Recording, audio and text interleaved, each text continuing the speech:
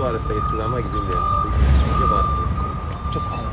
We're gonna wait for a minute to finish with them finish. Pat, we're gonna hold up the names. There's gonna be several speakers. Here's the spellings of the names of the folks that will be speaking. We'll also have a Spanish speaker. Here's Elizabeth Casteix. And Jeff Anderson. Mike Reck will be speaking. Elizabeth Casteix. And survivor Beau Connor. Here today along with Joelle Casteix, survivor advocate. All right. My name is Jeff Anderson. I am the founder of the law firm Jeff Anderson and Associates. We are here today because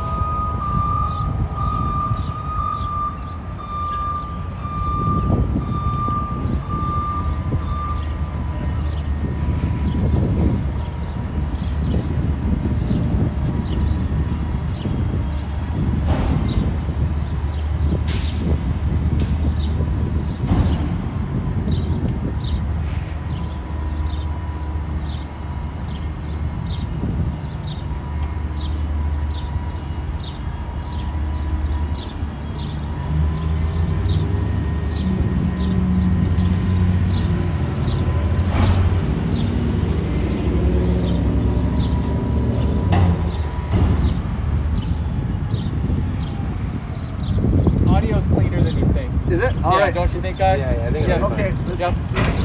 let's keep going then, because it looks like they might be there a while, whether it's intentional or not. My name is Jeff Anderson. I am the founder of the law firm Jeff Anderson and Associates. We are here today to both sound the alarm and to expose peril. We stand with some courageous survivors, and one particular survivor today, Beau Connor. Beau Connor stands to my left. He'll speak in a moment. Beau Connor was sexually abused by two offenders, two clerics in the Diocese of San Diego and San Bernardino. One of those clerics is a name that is yet to be revealed. And we're here today to reveal it. And that offender's name is Ramon Marufo. And here's a picture of him in his later years. Here's a picture of him in his early years. And the peril is not just Marufo being an offender of this man, who was a child beginning in the second grade, but an offender who has been kept secret by the Catholic bishop in the Diocese of San Diego. So we're here to name the bishop, to name the offender, and to name and call out the truth and the practice that is being employed as we speak in the Diocese of San Diego and by this bishop. And that practice is to continue to hide the name of Marufo as an offender known to them. This is an offender that was known to them and reported to them more than a year ago. And what did they do with that information? Kept it secret. Marufo has been in parish after parish after parish.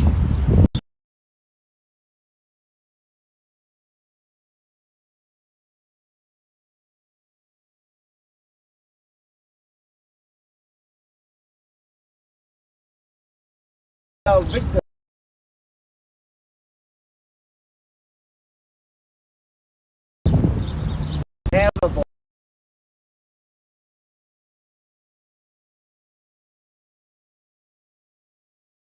And those that have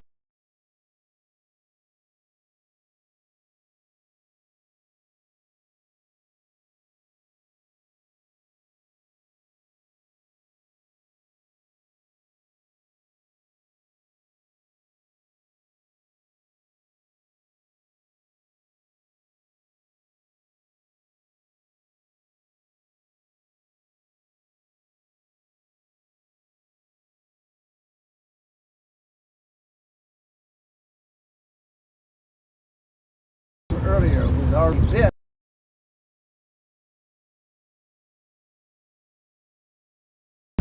In OD.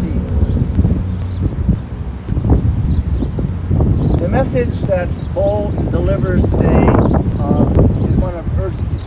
The Diocese, the Catholic bishops, not hold the secrets and or the identities of Marufo, which they have done.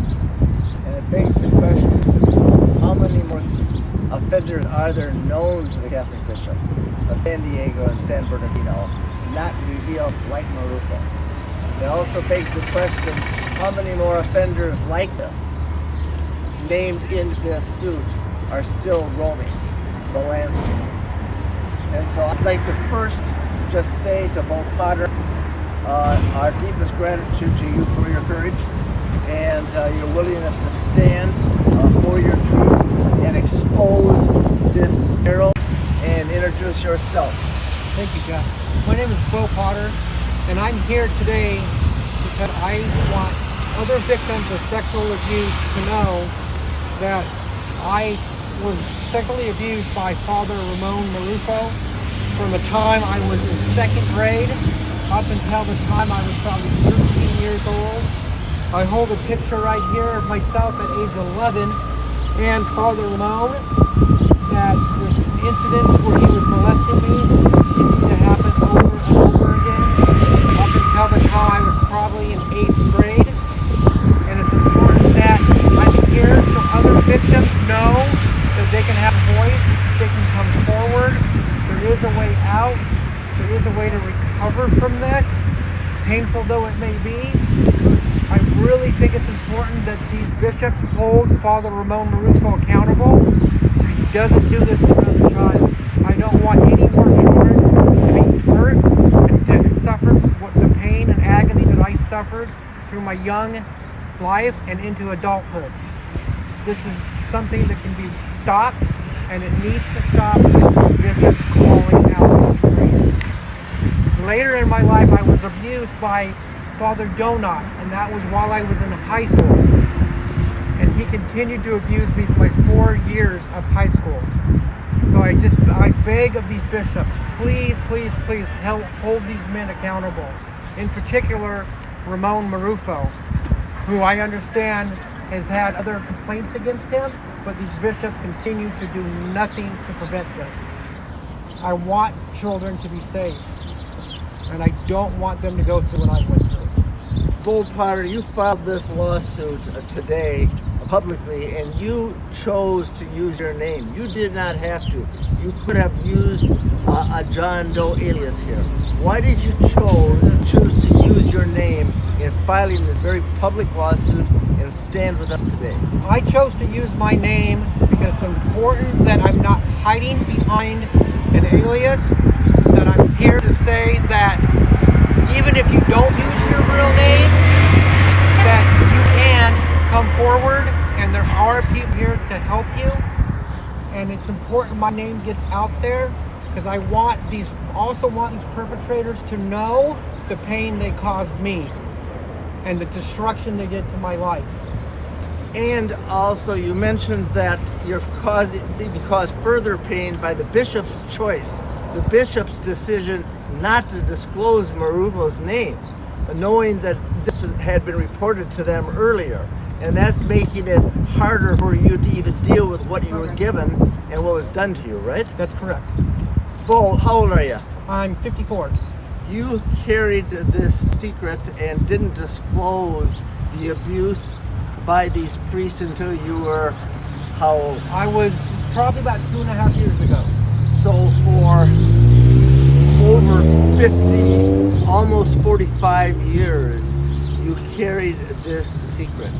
Correct. In silence and in shame, and then got some help, and as a result, you were able to disclose what was done to you. Correct.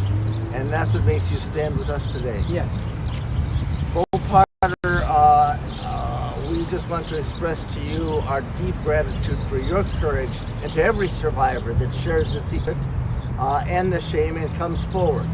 And assurances to survivors that do that under the law in California, there is now time to come forward privately. Child Victims Act in California, you can't bring a legal action no matter how long ago it happened. And Beau brought this action for concealment and cover-up for negligence by the Diocese of San Diego and the dangerous practices this bishop and the Bishop of San Bernardino is still continuing to deploy and employ in secrecy and not revealing fully what they know and what the public needs to know.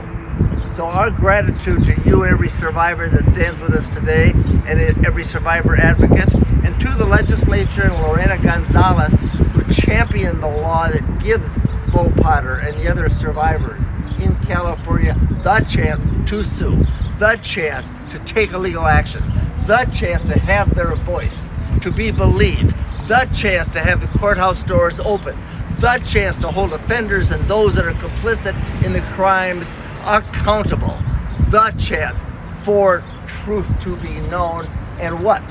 Children to be better protected. And that's why you call this, isn't it? Correct, yes. You want kids protected. I want the children safe, yes. Thank you, sir. Thank you. You're a champion.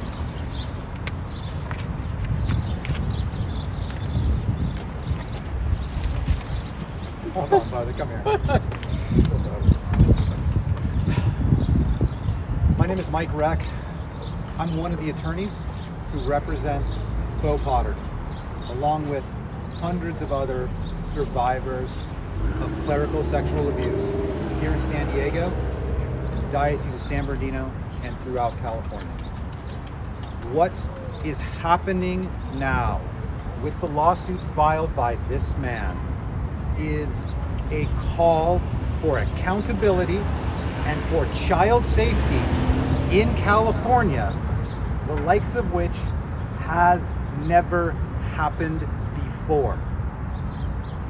What we are uncovering and what this lawsuit points out is very publicly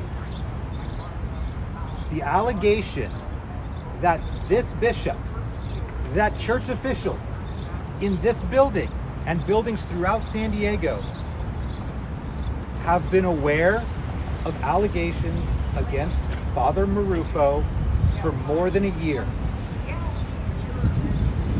During that year, they have not reached out to survivors. They have not contacted the parishes and the schools where that man worked as recently as 2019, where church records indicate Father Marufo was a pastor and a superintendent in Fallbrook. This is a public safety potential disaster. This man has had access to children for decades. What has the church done? We don't know because they won't tell us. Where is Father Marufo now? We don't know because they don't tell us. Public records indicate that he lives in Fallbrook. We don't know what restrictions are placed on him.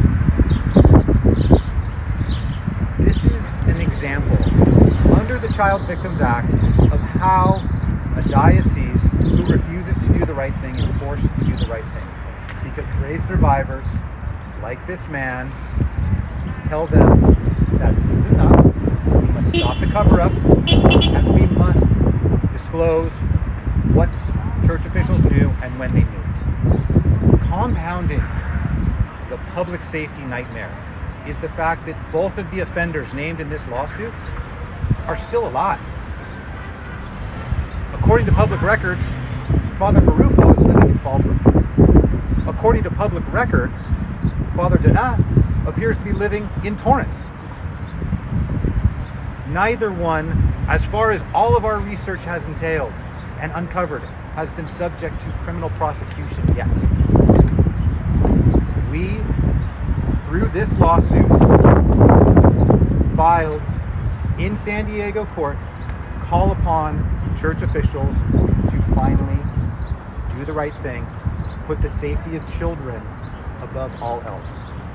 and above all else, tell survivors that they know this is wrong and it's not your fault. Got you, buddy. Joelle Casteix, the survivor advocate, please step forward and share with us what needs to be said. My name is Joelle Casteix. I'm a survivor of child sexual abuse in the Catholic Church and a spokesperson and advocate for other survivors. And there's a point that I want to make sure that is perfectly clear. There's too much here that we don't know. We do not know when the diocese first found out about Marufo. But there is stuff we do know. We know that the bishops promised transparency and the immediate removal of any priest or cleric with credible allegations. Bishop McElroy knew about Marufo a year ago and did nothing. He didn't warn the community where Marufo was living. He didn't alert anyone as to the danger. And we don't know how long he's had this information. And this is a promise that bishops have not just made to themselves. This is a public pledge that they made back in 2002. 19 years ago, they promised to remove men and make their names public who are credibly accused. And in this case, it's not happening. And the only reason we know is because a brave survivor, Beau Potter, came forward and used the Child Victims Act. And I encourage anyone with information about Marufo, about Donat, or any priest or cleric or teacher or volunteer in the Diocese of San Diego, it's safe to come forward, it's safe to talk, it's safe to get help, and it's safe to use the courts to get justice and accountability. Thank you. Peggy Manjitsu, one of the lawyers working with us, please come forward and give survivors some assurances about their own safety in coming forward, that they can report to law enforcement, that they can bring a legal action just like this, and hold those responsible truly accountable without having to violate their own privacy. So tell us how survivors can be safe and be protected. Absolutely. Mr. Potter made the decision to use his true name in this process.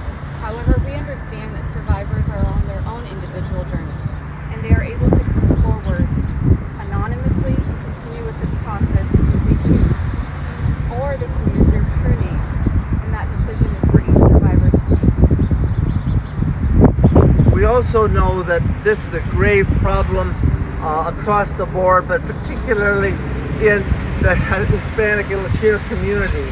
And please, Elizabeth Del Cid, as a Spanish speaker, please share the imperative with folks so that people can know what they can do and what they should do and how they can protect kids. Buenas tardes, mi nombre es Elizabeth Del Cid y soy abogada con el bufete Jeff Anderson and Associates. Y hoy estamos aquí no nomás para agradecer, pero para apoyar a Beau Potter, un sobreviviente de abuso sexual del clero. Y él está aquí hoy para sacar a luz su demanda, una demanda donde él nombra públicamente un depredador, el depredador Ramón Marufo.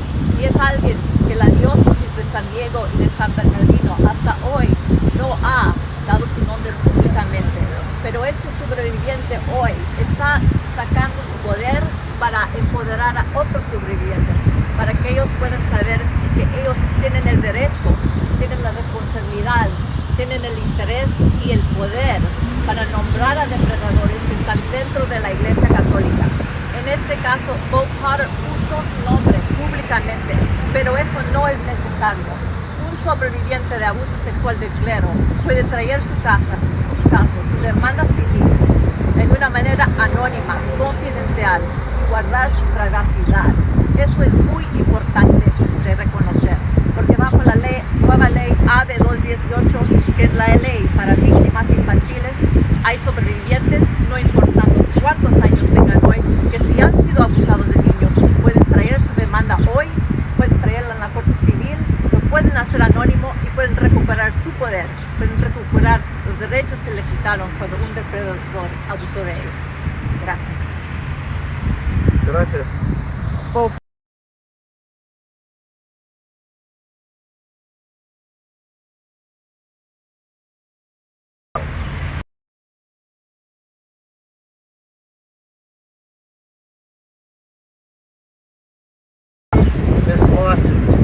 under the Child Victims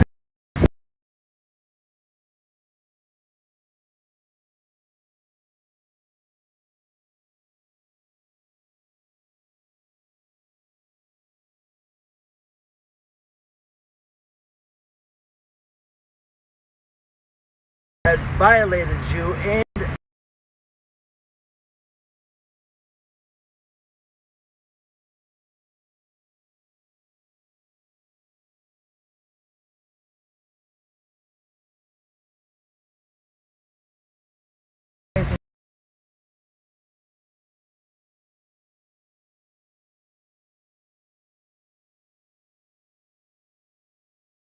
care for them and will help them.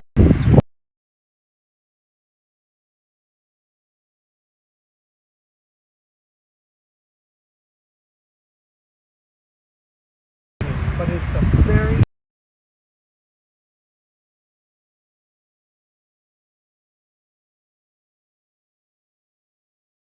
like Jeff Anderson and his people.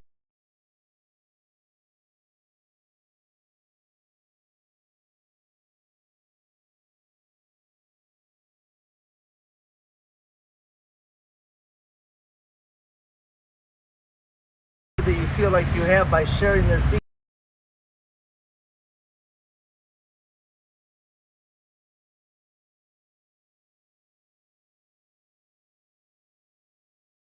Held that power over me as an adult.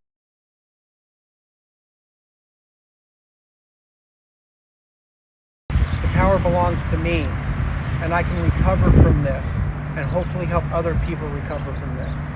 And because of this law in California, across the state, survivors, Beau Potter and other survivors, Jane Does and John Does, can come forward, take action, have a voice, expose the offenders and those top officials that choose to protect them and hold the secrets and make the community safer. Beau Potter, today, there are kids who will not be hurt because you stood up and had the courage to stand with us today and take this legal action under the Child Victims Act along with other survivors across the state. Gratitude to you, to the legislature and all the survivors who stand with us and who have come forward and will continue to come forward to protect and bring hope and get help. Thank you, sir. Thank you, Jeff.